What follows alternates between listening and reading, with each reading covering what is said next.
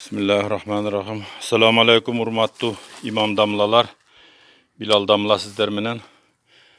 Muna stroyka bolup ketip agorot kalbay kaldı. Hem asmandan paydalanyp atабыз. Muna sizlerge aytayın. 200 litrlik boçka. Astıga mına erge çeyin kuruk jıgaç şaktarı men toldurdum. Üstüne bir palasты saldım dagın. Anın üstüne kara toprak menen, koydun göңü menen toprak.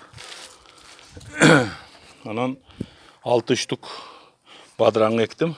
Bir yerlerge jip tartılat mınaka 1,5 metr. Badıranglar öyde çıkıp jetkenden kayra ıldıy düşöt. Oşul kışka tuzdaganga. Emi kimnin söz barı, kimnin kolu kara bolsa jegenden ak bolot deyt. Ul eştek emes.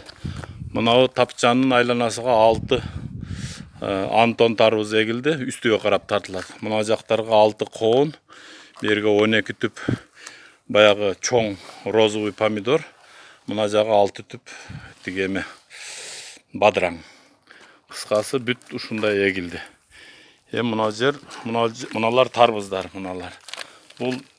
Bu tapçanga karap ketet buyaka. Anan mındayda Kıtaylardın körgö jasagany körüp ele kursak toyboyt, özübüz jasaylı.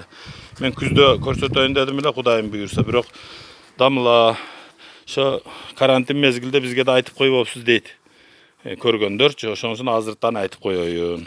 Selamu aleykum ve rahmetullahi ve berekatuhu.